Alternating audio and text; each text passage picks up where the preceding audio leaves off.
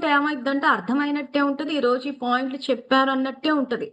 కానీ నిజంగా మీ జీవితంలో సమస్య వచ్చినప్పుడు ఏం చేయాలి? ఎందుకంటే సమస్య డామినేట్ అవుతుంది మీకు. ఆ సమస్య డామినేట్ అయిపోయి ఆ సమస్యకు సంబంధించిన ఆలోచనలు వస్తాయి. ఆ టైంకి పాజ్ చేసి నేను ఆత్మని శాంతి స్వరూపాన్ని శివ పరమాత్మ నా తండ్రి అని శివుడికి కనెక్ట్ అవ్వాలి. నిరాకారుడికి లేదు అవటం లేదని అంటే ఇంకా భగవానుడు చెప్పినట్టు భక్తి యొక్క విధి విధానాల్లోకి వచ్చేసి ఇంకా భక్తి చేస్తూ లోపల సంకల్పం చెయ్యాలి. ఆ బొట్టు పెట్టుకునేటప్పుడు నేను ఆత్మని అన్న విషయాన్ని గుర్తించాలి. అక్కడ సంకల్పం లోపల చెయ్యాలి. మీరు ఆలోచన ఊరికే అలా బొట్టు పెట్టేసుకోవద్దు. అది స్థూలంగా అయిపోతుంది. ఇంకా బయటది బయటనే లోపలిది లోపలే అన్నట్టు ఉంటుంది. అంటే లోపల ఆ సమస్య నడుస్తూ ఉంటది. ఏదో అలా బయట కుంకుమలు పెట్టేస్తూ ఉంటాం. సో ఆ బొట్టు పెట్టుకునేటప్పుడు ఖచ్చితంగా నేను ఆత్మని శాంతి స్వరూపాన్ని అన్న సంకల్పం చెయ్యాలి. దీపం వెలిగించేటప్పుడు భగవంతుడు జ్యోతి స్వరూపుడు అని చెప్పి శివ పరమాత్మ నా తండ్రిని తలుచుకోవాలి. పసుపు కుంకుమలు వేసేటప్పుడు తండ్రి యొక్క పరంధామానికి గుర్తవి.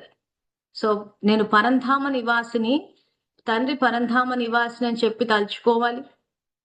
పువ్వులు వేసేటప్పుడు ఆ పువ్వులు ఎంత అందంగా సుగంధభరితంగా ఉంటాయో మన కర్మలు కూడా అంతే అందంగా అంతే సుగంధభరితంగా ఉండాలి. ఆ విషయాన్ని అక్కడ గుర్తు చేసుకోవాలి.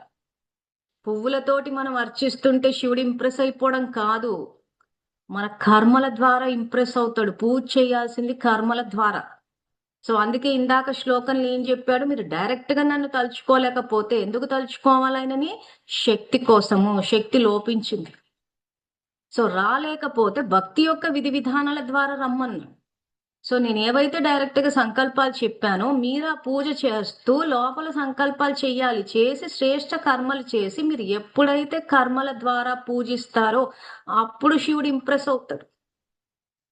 మీరు లోపలంతా కుళ్ళు పెట్టేసుకుని ఊరికే అలా పూలు వేసేస్తానంటే మాత్రం ఆయన ఏమి ఇంప్రెస్ కాడు.